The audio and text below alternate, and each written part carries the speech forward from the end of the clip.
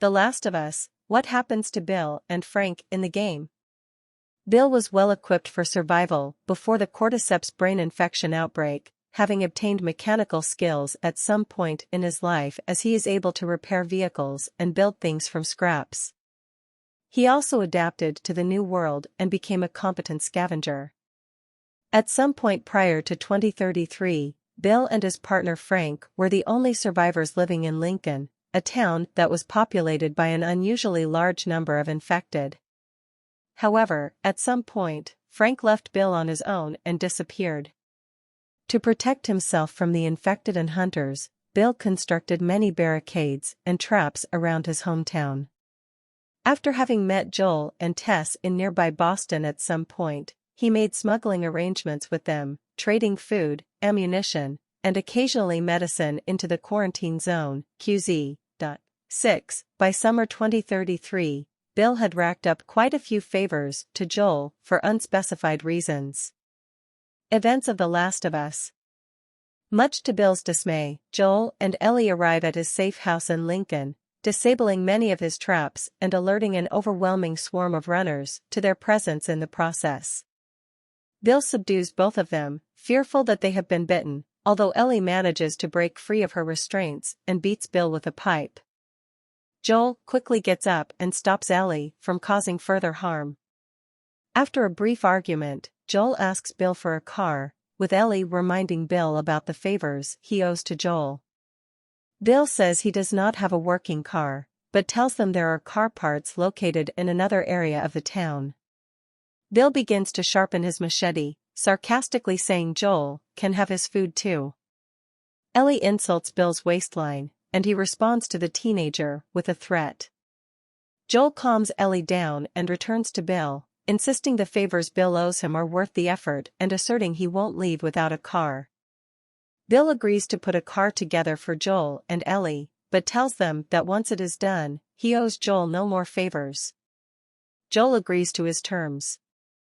They head toward a church that Bill has converted into an armory. On the way, Bill questions Joel's need for a car and briefly trades insults with Ellie, something Joel tries to stop. While killing a trapped runner, Bill asks where Tess is.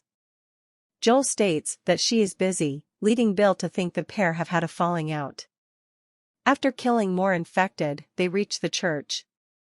Bill sternly tells Ellie not to touch anything.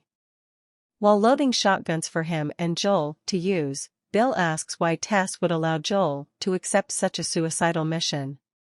When Joel responds that Tess was the one who convinced him, Bill reveals his disappointment, having believed Tess was smarter than that.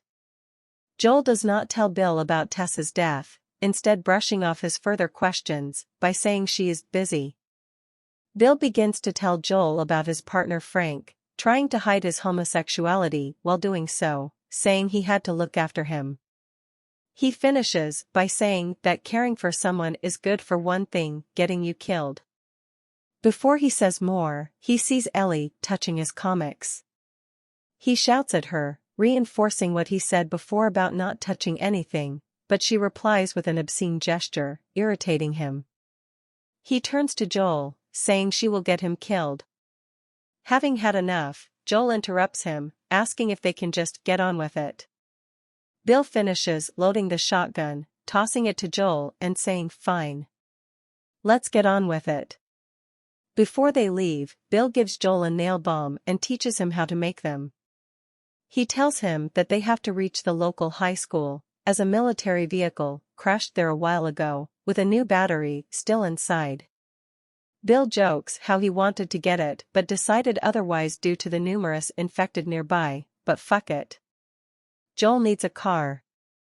When they do reach the school, they find the battery in the truck is gone. With no other options, they force their way out the back of the school, having to kill a bloater, the strongest of the infected, to do so. They manage to reach a house where they take refuge.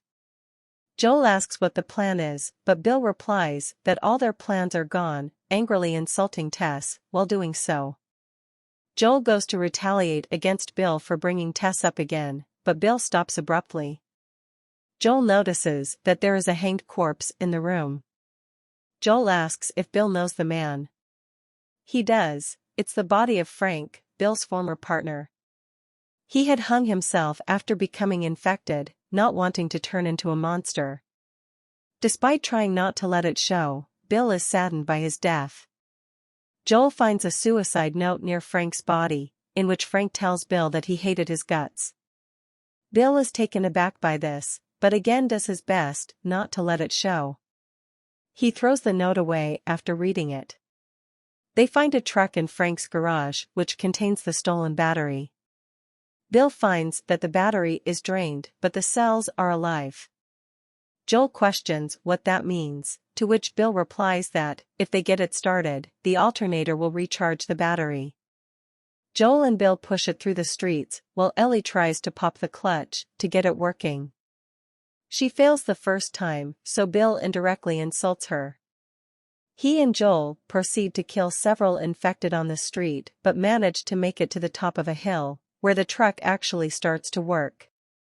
Hopping in the back, the pair signal Ellie to keep driving, since more infected are on the way. They safely make it back to Bill's church. Bill makes Ellie stop the truck and goes to leave. Joel gets out to say goodbye and both men briefly admit that Ellie held her own against the infected, but Bill still believes Joel will die soon. Before leaving, he gives Joel a siphon hose so he can obtain gas from abandoned cars. Joel thanks him and expresses his sympathy for the loss of Frank. Bill asks if they're square. Joel tells Bill that they are square. Bill no longer owes him anything. Bill then tells Joel to get the fuck out of his town. Joel and Ellie do so, and never see the man again. Bill is mentioned by Joel a few months later, when he and Ellie reach the University of Eastern Colorado. Joel states that the Fireflies could be using the infected as a form of defense, like Bill did.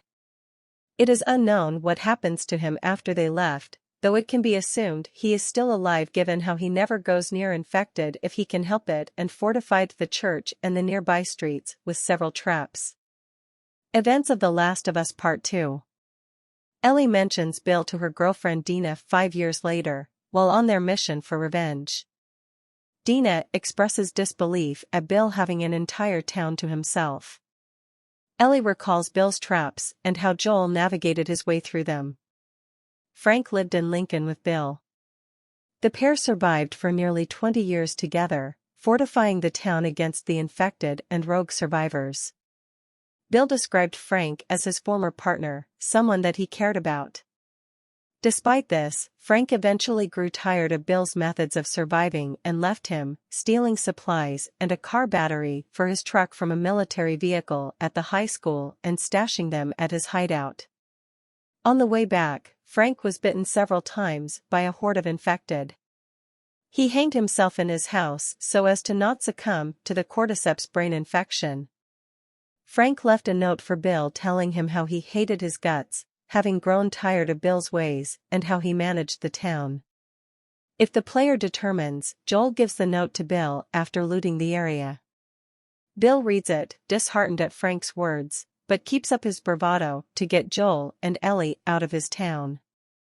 Joel apologizes for Frank's death after they get the car started and wishes Bill farewell, since he is now truly alone. Frank was later mentioned in a smuggler's note, which Joel found near a corpse in the flooded subway just after losing Tess at the Capitol building.